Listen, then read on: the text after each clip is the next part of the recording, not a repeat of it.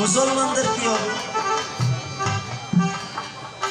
ও ধারণা যে হরি আল্লাহ দুইজন, না তা না, আল্লাহ হরি ভগবান একজন, বিভিন্ন নাম। এটা আমাদের ভাটিয়ালি সুরের রাজা বাবু কবি বিজয় সরকার সুন্দর করে সমাধান দিয়ে গেছে। উনি কি বলেছে? জলপানিয়ার দোস্ত বন্ধু ভাষার বেলায় ভাগ, আল্লাহ কও আর হরি কও সব ভাবের ঘরে এক। হিন্দুরা কৃষ্ণ নামে মুক্তি পাবে, আর তারা যদি আল্লাহ নাম মুখে নেবে, আল্লাহ নামে জিকির করবে, তাতেই তাদের মুক্তি হবে। দেখুন, পিপাসা যখন লাগে, জানাই সবার পুরো ভাগে টিউবওয়েলে আমরা জল খেতে যাই। মুসলমানের ডাক দিয়ে কয় পানি খাবো, জল খাবো না, পানি খাবো, জিনিস তো এক হয়। খ্রিস্টান আছে যারা টিউবওয়েলের থেকে ওয়াটার খায়, তারা জিনিস কিন্তু একই জিনিস, না খেলে মানুষের পিপাসা মেটে। তাই বিজয় সরকার ওই কথা বললেন যে জলপানি আর দোস্ত বন্ধু ভাষার বেলায় ভাগ, আল্লাহ কও আর হরি কও সব ভাবের ঘরে এক। হরি মানে কি? যে নাম করলে জীবের পাপ তাপ হরণ হয়, যে নাম করলে দেহ পবিত্রময় হয়। আল্লাহ নামও সেই নাম। এমন এমন পীর পয়গম্বর আছে, আমি বলি সবার কাছে, তারাও তার কৃপা লাভ করেছে। আল্লাহ নামে যদি কাজ না হতো, তাদের কৃপা যদি না পেত, অলৌকিক কাজ করবে কোন কায়দায়? আমাদের যশোরের নোয়াপাড়ায় এক হুজুর পীর সাহেব মানুষ রোগ শোক নিয়ে পানি পড়া আনতে গেলে পানি পড়া দিত। প্রত্যেক দিন 300-400 লোকে পানি পড়া নিত, হুজুর পড়ে দিত। আর সেই পানি পড়া খেলে খ্রিস্টান হোক, হিন্দু হোক, মুসলমান হোক, তাদের ব্যাধি চলে যেত। এক হিন্দু লোক কাঁসার বটিতে পানি নিয়ে নোয়াপাড়ার হুজুরের কাছে গিয়ে লক্ষ্য করে তাকাইয়ে দেখে প্রায় 400 লোক লাইনই দাঁড়াইছে, লাইনই দাঁড়ায় পানি পড়া নিতে। ওই হিন্দু ভদ্রলোকের সিরিয়ালটা 400 লোকের পিছনে পড়েছে। হুজুর মসজিদ থেকে নামাজ পড়ে এসে আল্লাহর কলেমা উচ্চারণ দেওয়ার শেষে ফু দিছে, ফু দিয়ে সবার কাছে ডাক দিয়ে পায় নিয়ে যা, সারা বাড়িতে পানি ছিটাইয়ে দে আর খাওয়াইয়ে দে, সব রোগ ব্যাধি থেকে মুক্তি পাইয়ে যাবে। সব মানুষ চলে গেছে, ওই হিন্দু লোকটা দাঁড়াই আছে কাঁসার গটিতে জল দিয়ে।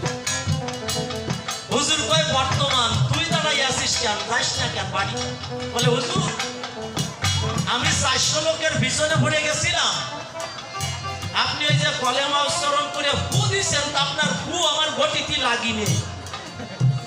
এত লোকের পিছনে অত ফু আইছে নাকি? আপনি বুড়ো হয়ে গেছেন, দাঁত পড়ে গেছে, ফু দিতে জোর নেই, এত দূর আসিনি, আপনি আমার গটিতে আর একটা ফু দিয়ে দেন। হুজুর কয় কি আল্লাহর কলেমার পরে এত অবিশ্বাস? যেখানে তোর সিরিয়াল ছিল, তোর কাছে বলা ভালো, সেই জায়গায় যাইয়ে গটি উঁচু করে দাঁড়া।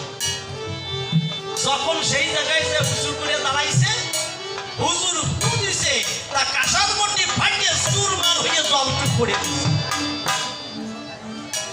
যদি আল্লাহ নামে কাজ নাও তো তা ফুটি কাঁসার গটি ভাবলো কোন কায়দা? কৃষ্ণ নামেও মানুষের মুক্তি হয়, আল্লাহ নামেও। লোকটা ছুটি এসে হুজুরের পা জড়াইয়ে ধরে শেষে চোখের জলে বুক ভাসাচ্ছে, কাঁদছে। হুজুর বলে বর্তমান কান্দিস না, তাহলে আমার কাঁসার গটি ফেটে জল পড়ে গেছে, আমার মনে হয় বিপদ হচ্ছে। বললাম বিপদ হয় নাই, তোর স্ত্রীর তো প্রসব ব্যথা উঠছিল, প্রসব ব্যথা, সন্তান প্রসব করবে, তার জন্য জল পড়া নিতে আসছিলি, যা তোর স্ত্রীও ভালো আছে আর একটা ছেলে হয়েছে সেও ভালো আছে, যা বাড়ি যা। আমি জানাই স্বভাব আগে, সত্য কথা বলা ভালো। হুজুরের কথায় বাড়ি গেল, বাড়ি গিয়ে দেখে যে তার স্ত্রী সন্তান দুজনেই ভালো ছিল। হুজুরকে বলে দিল কে?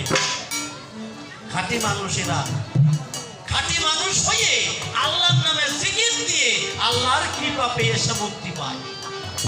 হিন্দুরাও ভগবানের নামে মুক্তি পাবে যদি খাঁটি মানুষ হয়, আর মুসলমানরাও মুক্তি পাবে আল্লাহ নামে যদি খাঁটি মানুষ হয়। আর খাঁটি না হলে সারাদিন নাম করলেও কোনো কাজ হবে না। দেহ পবিত্র রাখতে হবে, বাক্য সিদ্ধ করতে হবে। তাই আমার এই গান যেমন নামাজ পড়েছিল আল্লাহর বান্দা হযরত আলী,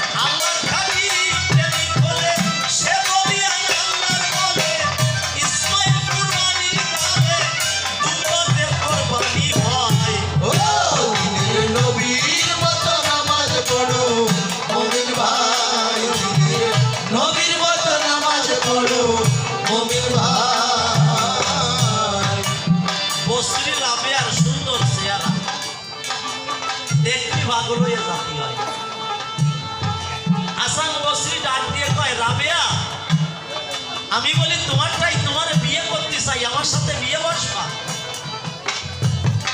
রাবেয়া কয় হাসানের কাছে তোমার কি গুণ আছে? যদি ভালো গুণ থাকে কও বিয়ে করবানি।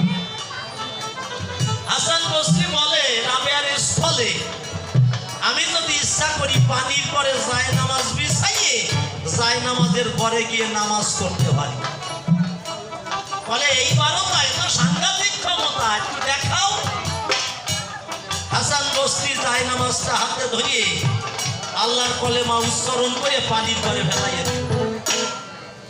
কেউ এর বিসিমালার উপরে, আমি বলি আপনাদের গোসরে যায় নামাজটা আস্তে আস্তে মেলে গেল। হাসান তার পরে গিয়ে নামাজ করেছে। ডাক দিয়ে কয়, রাবেয়া এবার আমার যে বোন তাতে আমার বিয়ে করবা?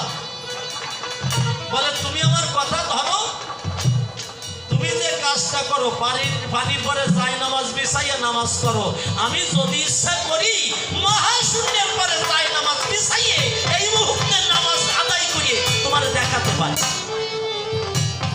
বলে বিশ্বাস হয়? যদি পারো একটু দেখাও। বসরি রাবেয়া যাই নামাজটা হাতে নিল, আল্লাহর কলেমা উচ্চারণ করে ফু দিয়ে ছুঁড়ে দিল।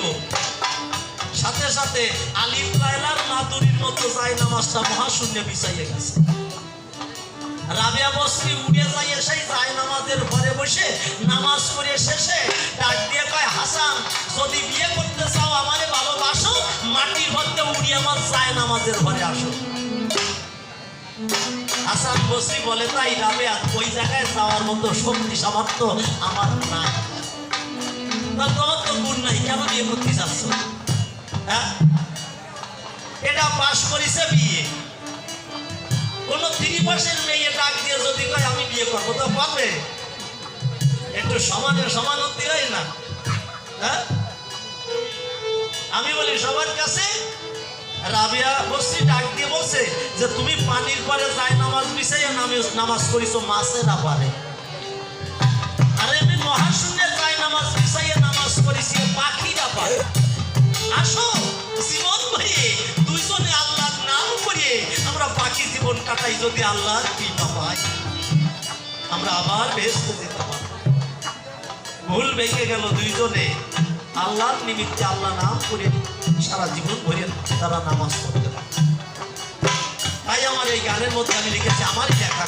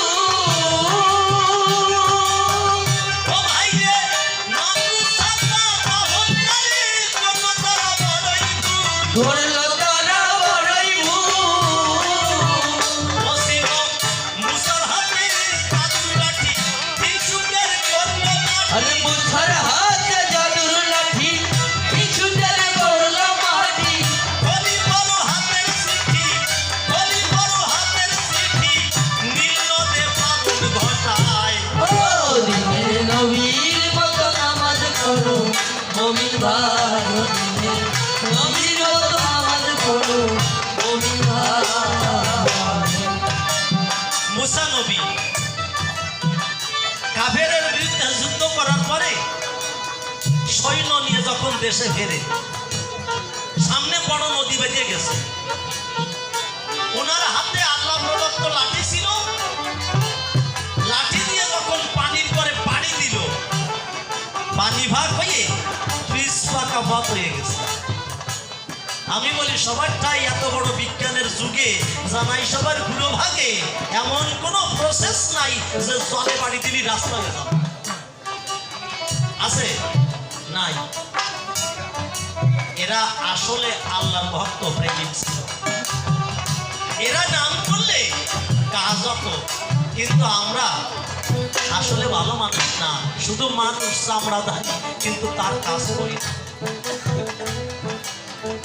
আমি বলি আপনাদের কাছে, মুসা নবী সেই রাস্তা দিয়ে সৈন্য নিয়ে পার হয়ে গেছে, কাফেররা যখন পিছনের থেকে তাড়া দিতে ওই রাস্তায় নামলো, পানিতে ওখানে চাপা দিয়ে সব মারিয়ে ফেল।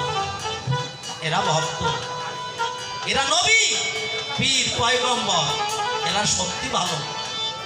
যেমন আমাদের মুনি ঋষি আছে না, এরাও ভালো, কিন্তু আমরা ভালো। গতকাল বলছিলাম না যে বিসমিল্লাহ না বলে কোনো মুসলমান খাদ্য দেয় না গালে, আর আমরা কোনটা সে গালে তুলে খাই। আমরা ভালো, কোন ভালো না। তাই আমার গানের মধ্যে আমি লিখেছি, অহিংসা পরম ধর্ম, হিংসা পতনের মূল।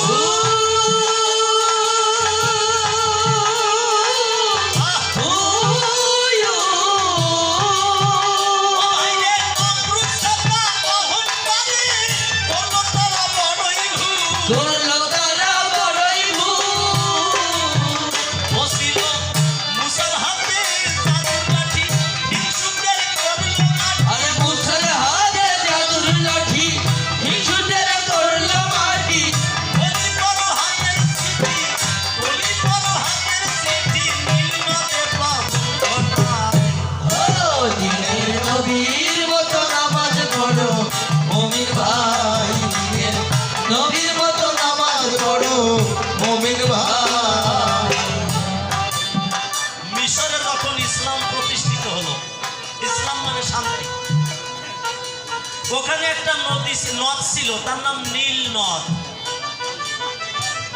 তখনকার ওই নীল নদের অববাহিকায় যারা বাস করত, মানুষ ধরে বলি দিয়ে ওই নদীতে রক্ত ফেলাত। রক্ত দিলে মালিকের কৃপায় পান ডাকতো, পান ডাকিয়ে 2 কিলো পলি ফেলাতো, যাতে ফসল হতো। খলিফা ওমর ভাবলেন, যতকে কল্লা ততকে আল্লাহ, প্রতিটা দেহের মধ্যে আল্লাহর রূহ, যতকে জীব ততকে শিব। এই মানুষ ধরে বলি দিয়ে রক্ত দ্বিতীয় বিয়াস দেওয়া যাবে না। আল্লাহর কাছে চিঠি লিখে আমি বলি সভাবাকে নদী বক্ষে যখন নিক্ষেপ করেছিল, ভাই আমি বলি সবার পাশে সাথে সাথে পান ডেকে 2 কিলো পলি ফেলায় শেষে উর্বর করেছিল, আজও তাতে ফসল হচ্ছে, না হওয়া না। এরা মানুষ, আর আমরা চামড়াদারি শুধু। তাই আমার গানের মধ্যে আমি লিখেছি, শ্যামল বলে যদি কেহ খাঁটি মুমিন হতে চায়,